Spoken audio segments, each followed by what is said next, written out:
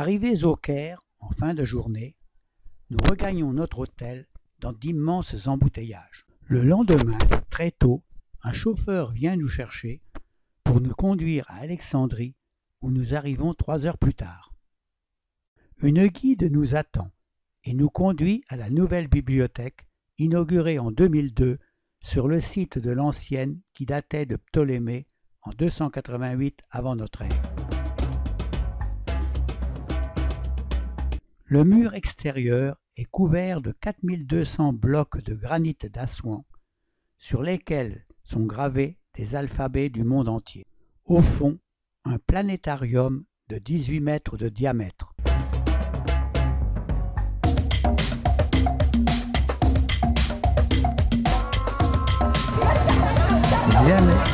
C'est bien exposé au soleil.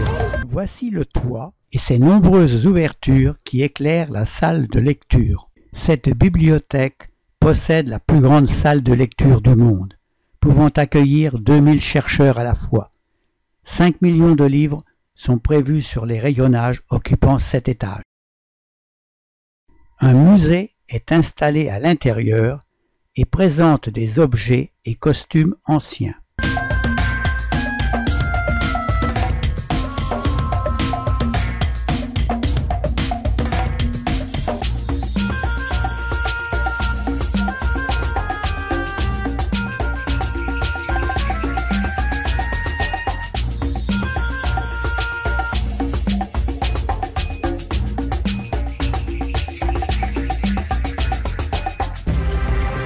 C'est ensuite le fort de Quai Bay qui nous reçoit.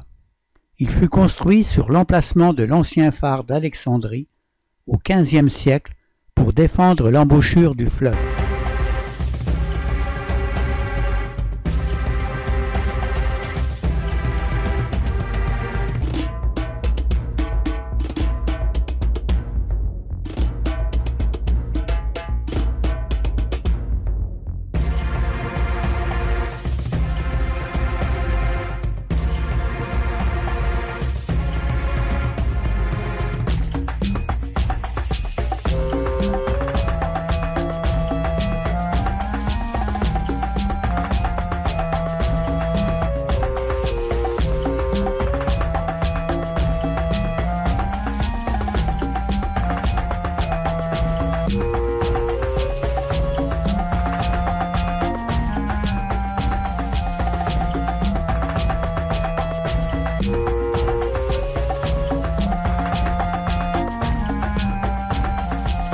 Nous déjeunons dans un restaurant situé au bord de la corniche.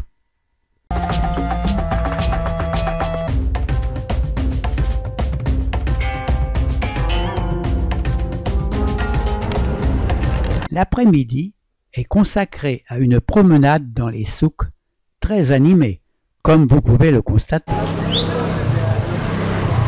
Il dira que ça. C'est comme le kebab. Tu vois, c'est une Renault que tu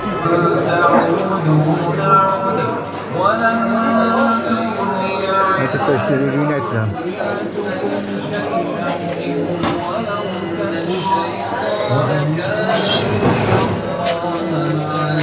Avec ça, on va faire une vidéo où on voit les bébés.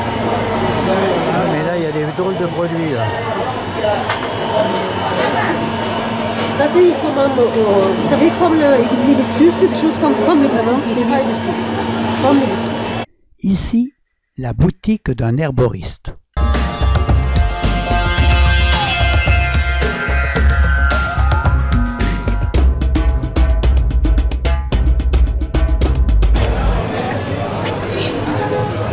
Tout le marché. Avec les riz. C'est fait avec du lait de chèvre ou des vaches?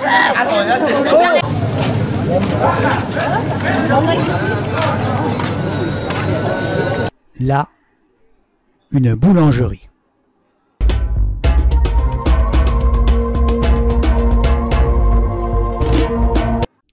Une boucherie et un marchand d'éponges.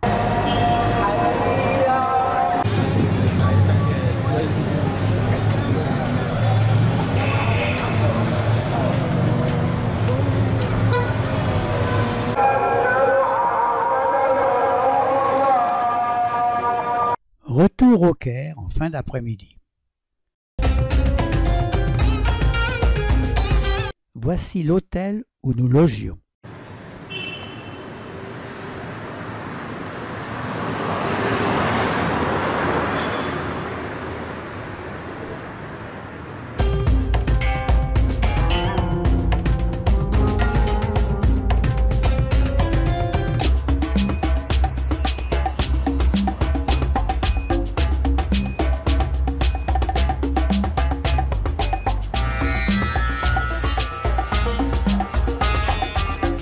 Vue depuis notre balcon.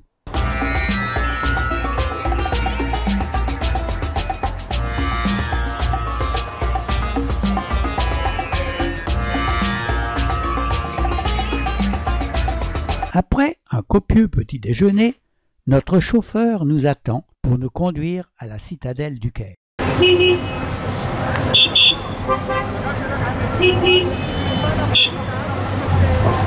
Bâtie en 1176 par Salah ed-Din pour protéger la ville contre les croisés, elle fut jusqu'au XIXe siècle la résidence des souverains égyptiens.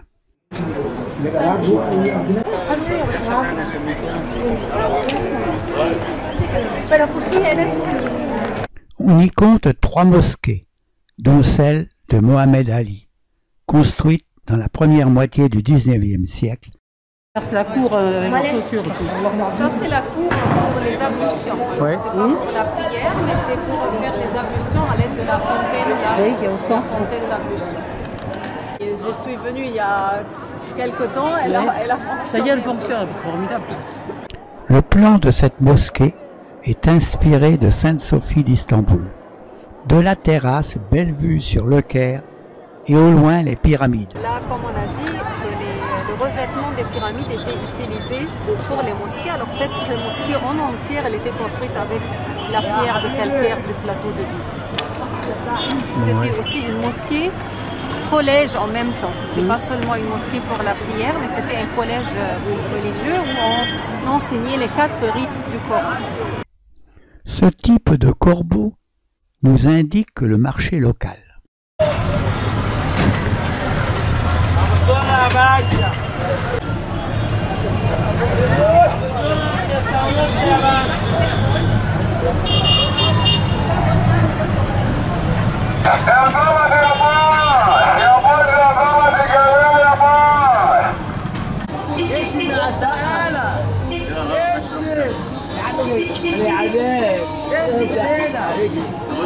Nous voici dans le vieux Caire. Nous visitons l'église dite suspendue. Ses premières pierres furent posées au IVe siècle sur les tours d'une forteresse à l'emplacement d'un ancien temple romain.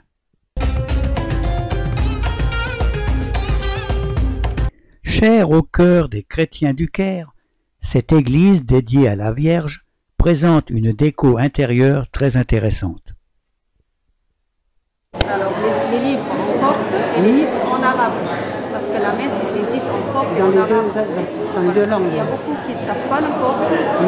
Alors la crypte elle est au-dessous de cette église. Ce sont 2 églises superposées. Alors la crypte elle n'était pas une église avant, mais elle était transformée en église. C'était un endroit désertique bien sûr où s'enfuyait la Sainte Famille. Alors, il était tout petit, le bébé Jésus, alors il dormait ici, d'après ce qui est écrit.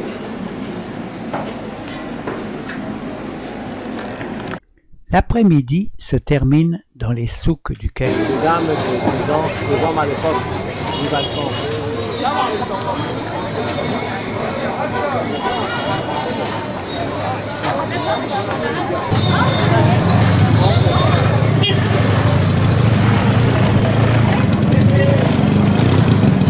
Vous allez passer à la postérité, là, les dames.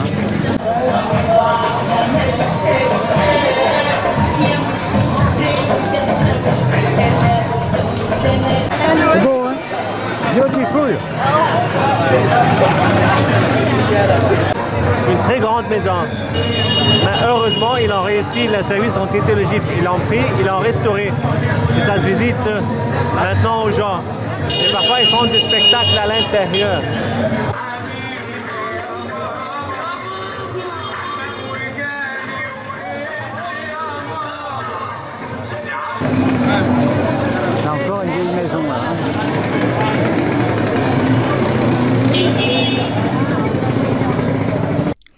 ce secteur de la ville, les mosquées sont nombreuses.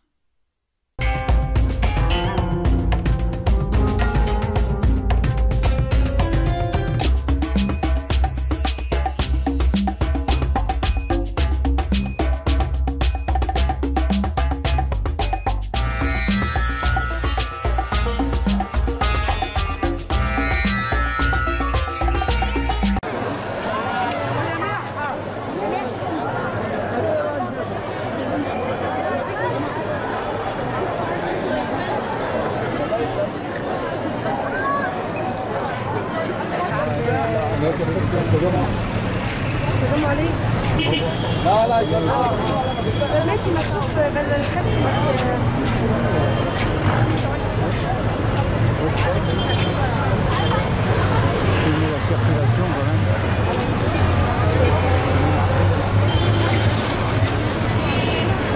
Le lendemain matin, nous voici sur la place Tariq, la plus célèbre du Caire, où se situe le musée national que nous allons visiter.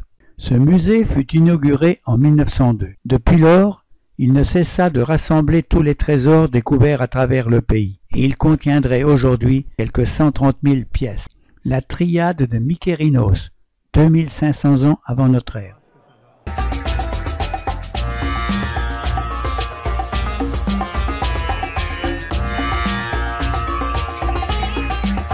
La statue du pharaon Képhren, constructeur du Sphinx et de la deuxième pyramide de Gizeh. Statue de scribe en calcaire peint, découverte à Saqqara. Statue dite du maire du village, datant de 2500 ans avant notre ère.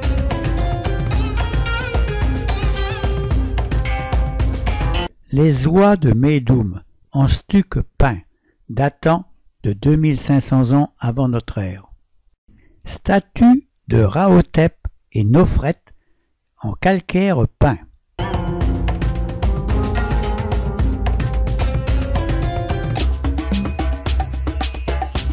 Stèle funéraire d'Amenemhat en calcaire peint.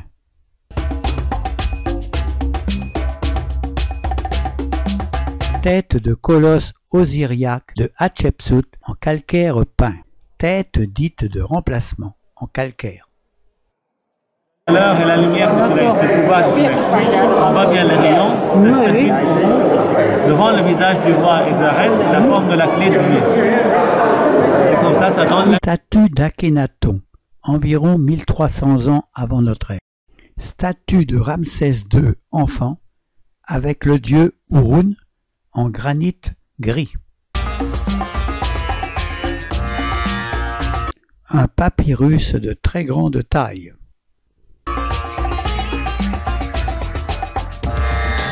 Un coffret peint en bois stuqué, découvert dans la tombe de Toutankhamon. Une chaise de cérémonie en ébène, ivoire, feuilles d'or et faïence. Les canopes de Toutankhamon. Ces vases contenaient les viscères du roi.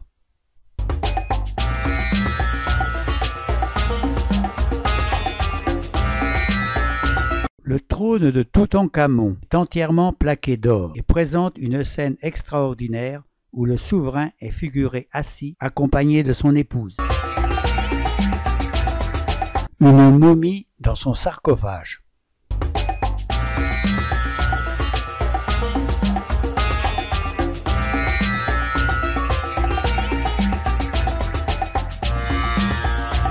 Le second sarcophage de Toutankhamon, en bois doré, pierre semi-précieuse, pâte de verre. Le sarcophage interne de Toutankhamon, en or massif, le troisième et dernier qui contenait le corps du roi. Le masque funéraire de Toutankhamon, en or massif, pierre dure, quartz, pâte de verre. Char de cérémonie, trouvé démonté dans l'antichambre du tombeau de Toutankhamon. Chaise de la princesse Satamon, 1350 avant notre ère.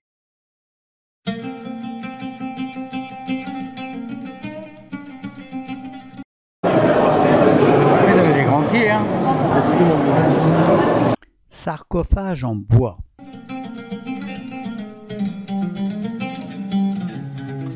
Série de sarcophages en bois, s'emboîtant les uns dans les autres tels des poupées russes.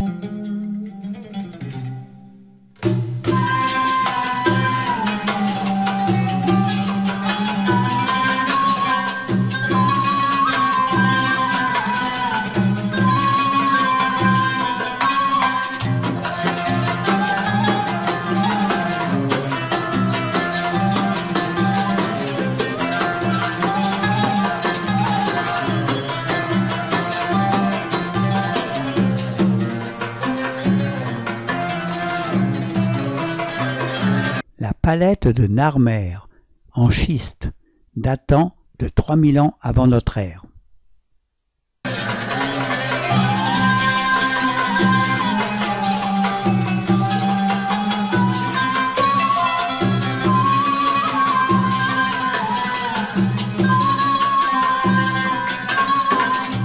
Quittons le musée et la place Tahrir pour aller rejoindre le plateau de Gizeh et ses pyramides.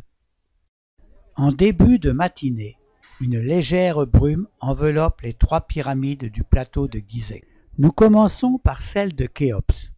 À l'origine, elle mesurait 146 mètres, 137 mètres aujourd'hui. Terminé et puis sonder avec les moyens d'échafaudage pour mettre le revêtement en calcaire fin. Comme on a dit, ça n'existe pas.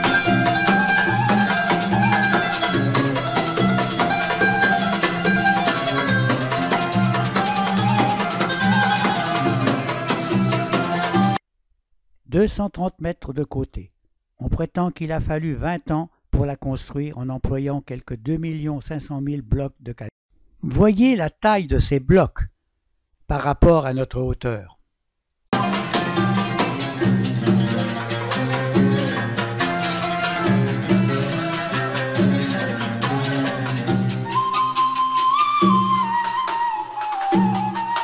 Certains visiteurs se dirigent vers l'entrée de la pyramide.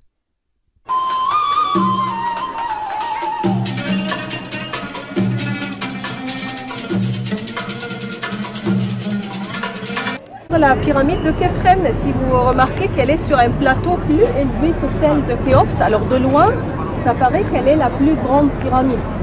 Voilà, et c'est le même moyen de construction, mais c'est pas la même qualité. La pyramide de Khéphren mesurait à l'origine 210 mètres de côté pour 143 mètres de hauteur.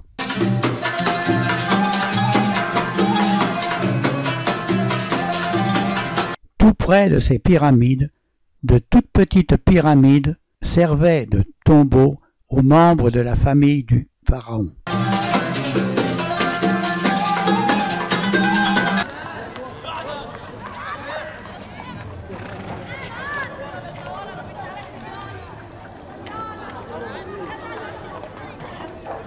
Voici la tranchée où a été découverte en 1954 la barque solaire de 42 mètres construite en cèdre du Liban.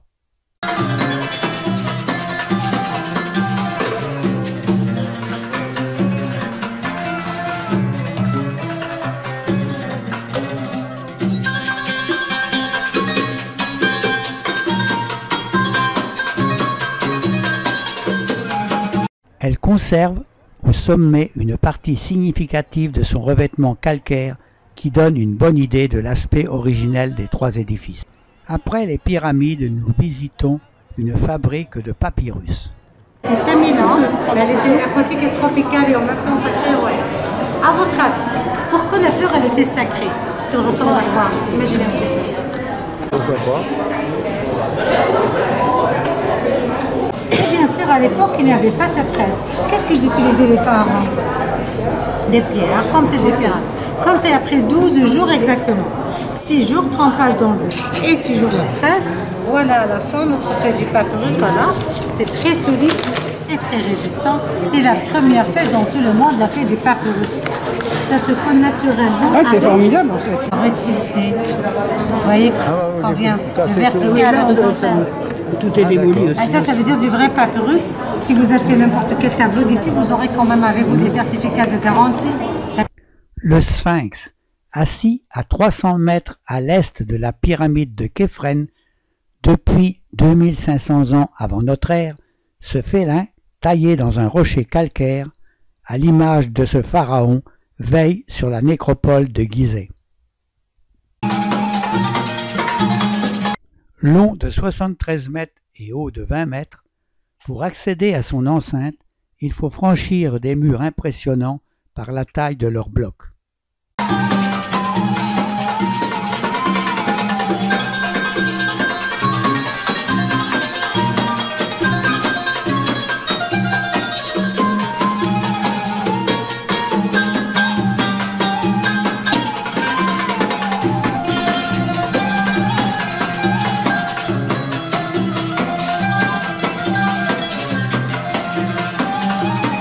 Après la visite des pyramides de Gizeh, nous allons déjeuner dans un restaurant tout proche.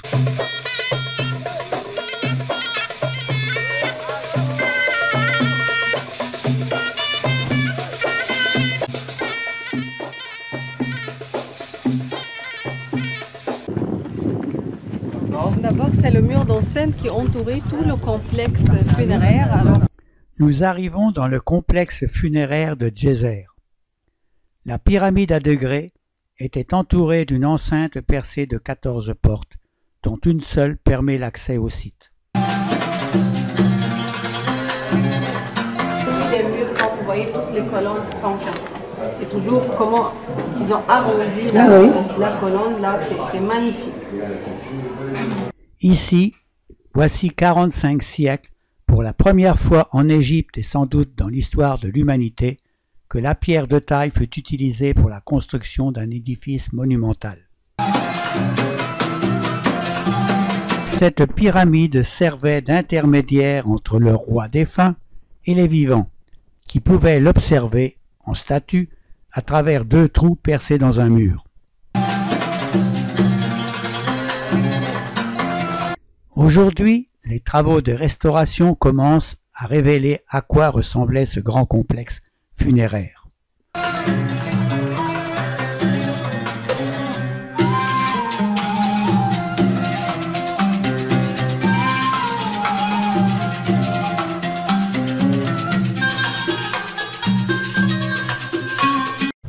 Et tout ce qu'on voit par terre, c'est les mastabas ou les tombes de cette époque-là, de l'Ancien Empire, parce que c'est dans le même site, dans le même enceinte. Pénétrons dans l'un de ces tombeaux.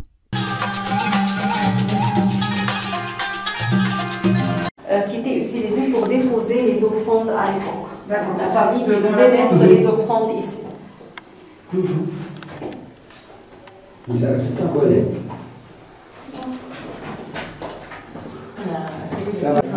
Décorée par ces scènes qui étaient très très importantes. Notre chauffeur nous conduit à l'aéroport du Caire pour un vol vers Luxor.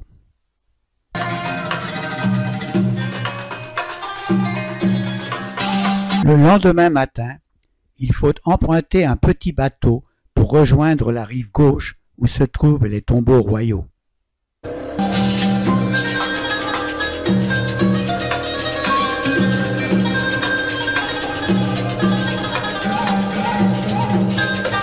Nous voici devant les colosses de même nom. Hautes de 19,50 m, la hauteur d'un immeuble de 4 étages. Ces 2 imposantes statues semblent garder l'entrée de la nécropole sacrée et se dressent majestueusement au milieu des champs de canne à sucre.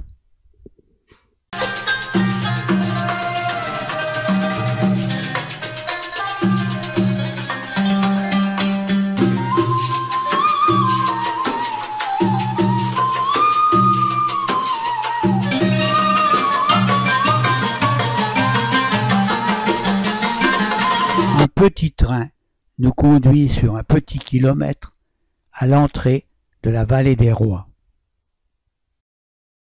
La vallée des rois compte donc à présent 63 tombes, numérotées dans l'ordre chronologique de leur découverte.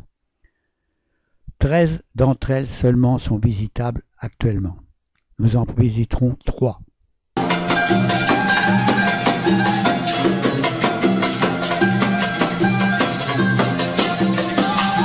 Des fouilles continuent actuellement.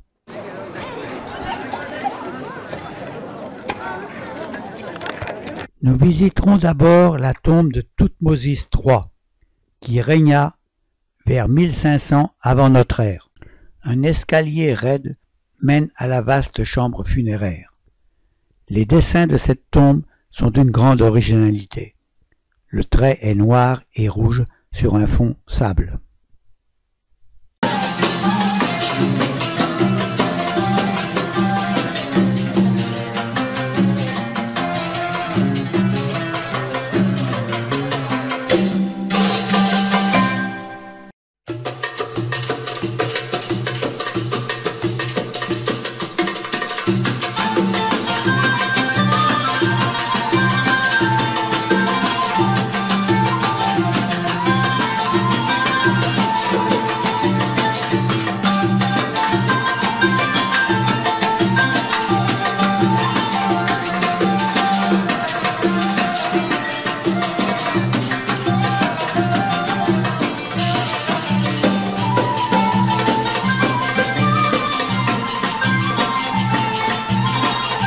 Voici le sarcophage de pierre au fond du tombeau. C'est ensuite la tombe de Ramsès III qui nous accueille.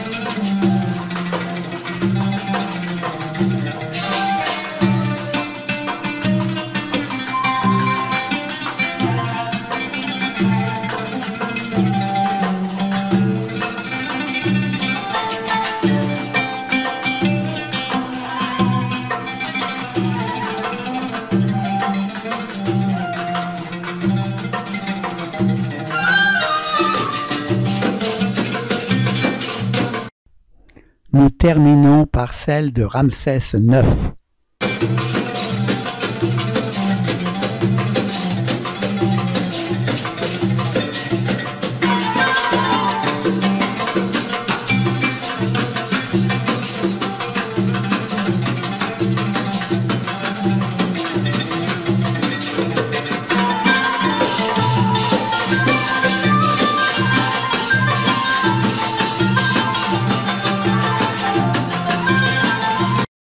Ici des prisonniers, avec ou sans tête.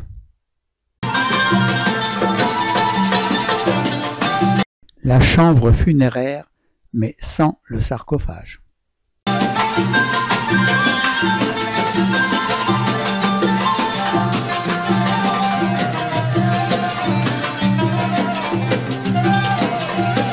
Un déjeuner nous est servi au restaurant, mais pas préparé par ce restaurateur ambulant.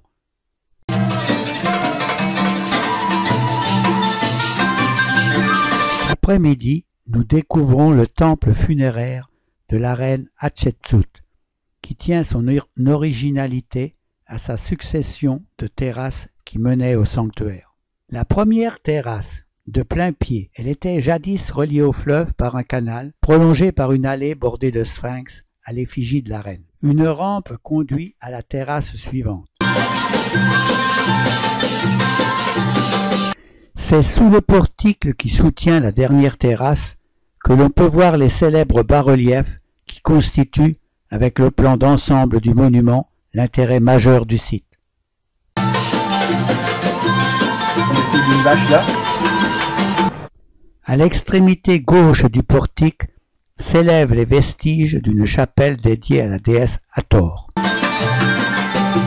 Pénétrons dans le sanctuaire, richement décoré.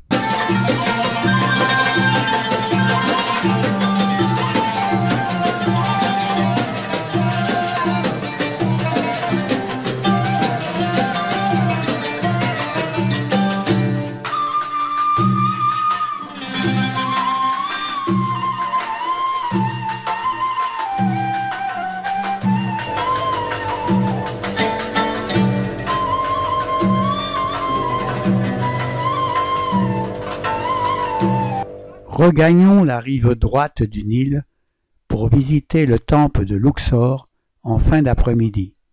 Malheureusement, la lumière baisse. Voici l'un des plus majestueux temples pharaoniques et l'un des plus pittoresques avec sa mosquée suspendue au-dessus de la cour de Ramsès II.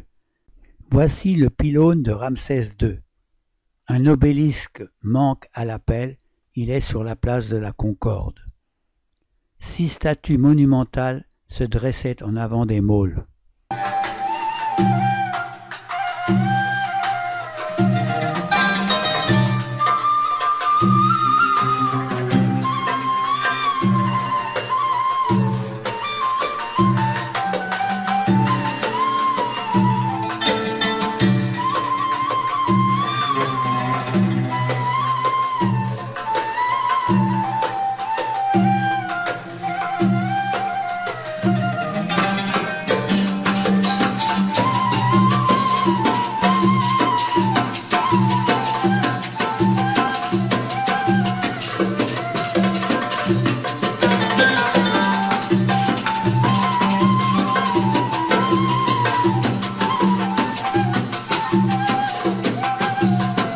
Nous suivons ici la grande colonnade, la partie la plus ancienne du temple, qui appartient au projet initial d'Amenophis III.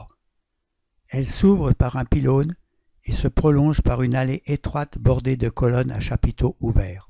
Au-delà s'ouvre une seconde cour, presque carrée, et bordée d'un portique, puis une salle hypostyle. 2 réalisations qui datent du règne d'Amenophis III. Les murs sont décorés de bas-reliefs, présentant des offrandes faites au roi.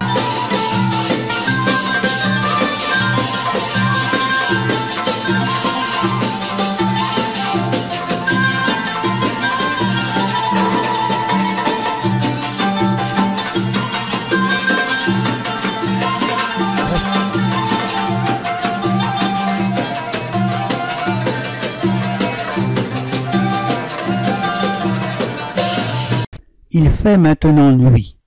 Nous voici au début de l'allée des Sphinx qui, sur plus de 2 km, reliait les temples de Luxor et de Karnak.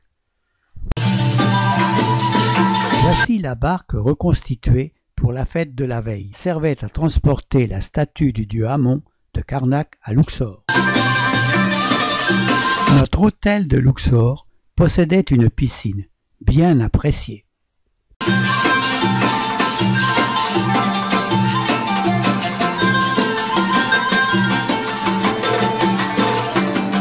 Le lendemain matin, il fallut se lever très tôt pour prendre un bateau, puis un bus, pour nous rendre sur la rive gauche, au point de décollage des montgolfières.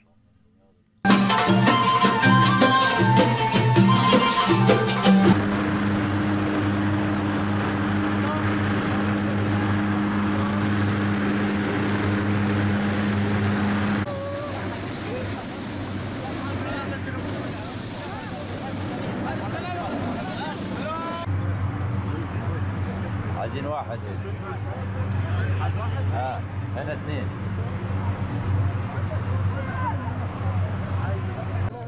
Il fait encore nuit, mais nous décollons.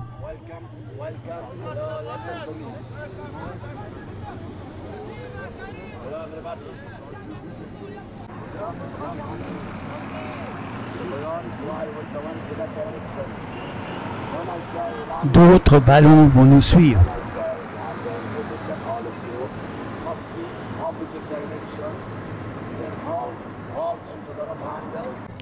La vallée des rois et le temple d'Hatchepsout sont illuminés.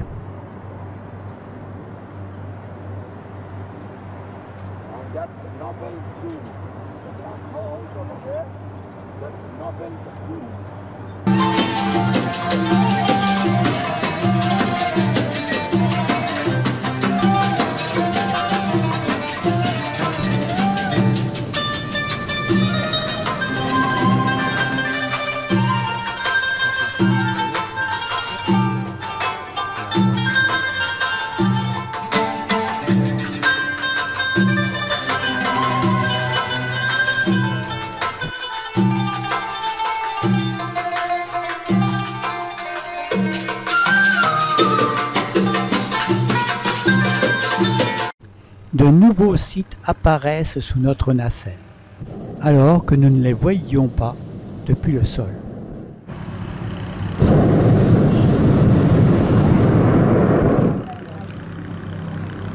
C'est quel temple ça? Ramsès? Non? Petite oasis, c'est marrant ça.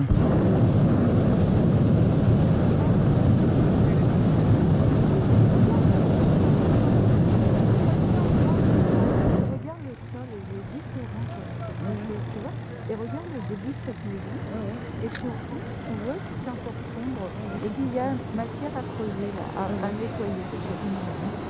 Et en France,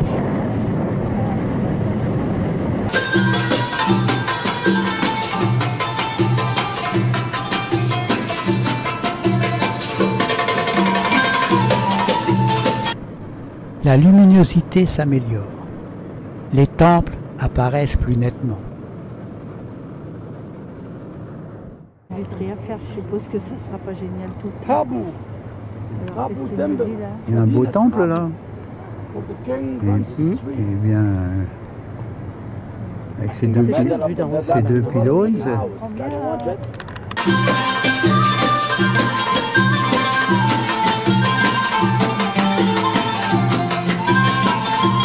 Le soleil se lève au-dessus de la plaine du Nil.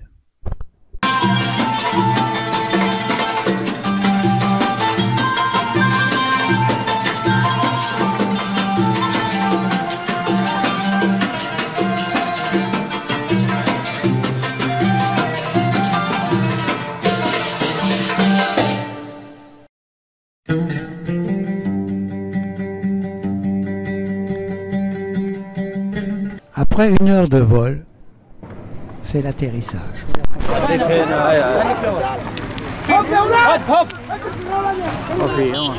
Ça obéit, hein. Ah, ça obéit ici, hein. Oh là là.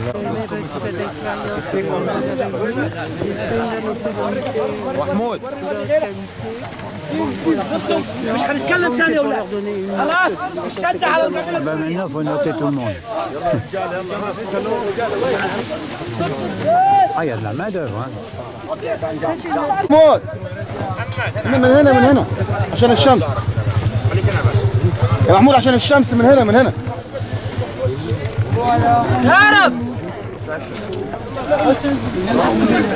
Bon, t'es arrivé à bon port. Les enfants nous attendent, espérant une petite pièce. Revenons sur la rive droite. La matinée est consacrée à la visite de l'immense temple de Karnak.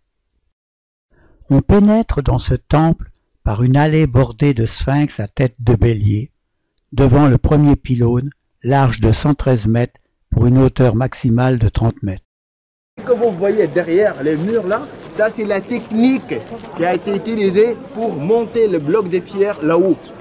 Dès qu'ils arrivaient à certaines hauteurs, il fallait faire rampe en terre. Ce que vous voyez, ça c'était comme un échafaudage de Ramsès II, c'était 1260 avant Jésus-Christ. Il n'y avait pas ces murs, il n'y avait pas les colonnes. Voici l'allée des béliers dans la première cour du temple.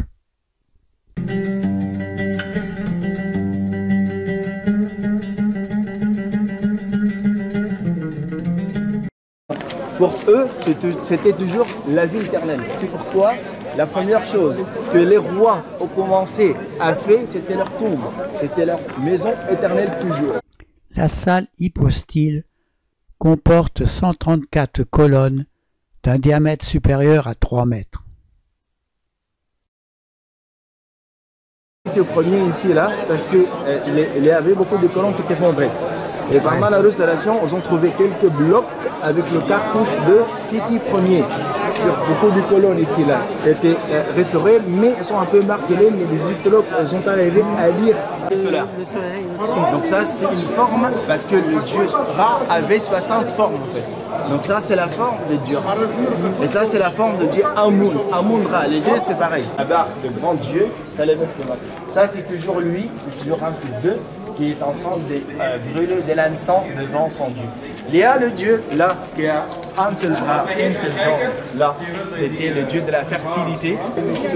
À la fin, ils ont dit qu'on pense que c'est de passer dans une canne qui se termine par une tête d'un chacal, une gazelle, c'est le sceptre de l'autorité. Et tout le roi le tient toujours à la main. C'est ça, c'est-à-dire le pouvoir. Cet obélisque est couché au sol. Comparez sa taille par rapport aux humains. Voici le lac sacré.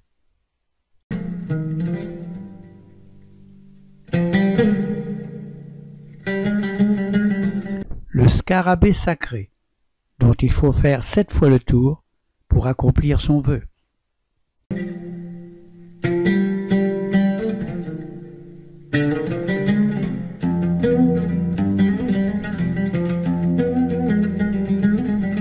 L'entrée du temple en ayant suivi l'allée des Sphinx depuis Luxor.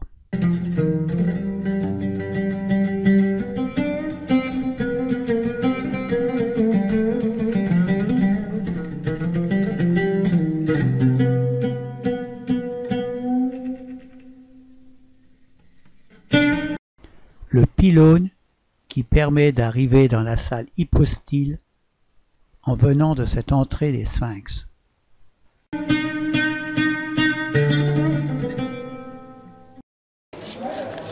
Là, on va grandir maintenant pour aller jusqu'en haut. 17 mètres.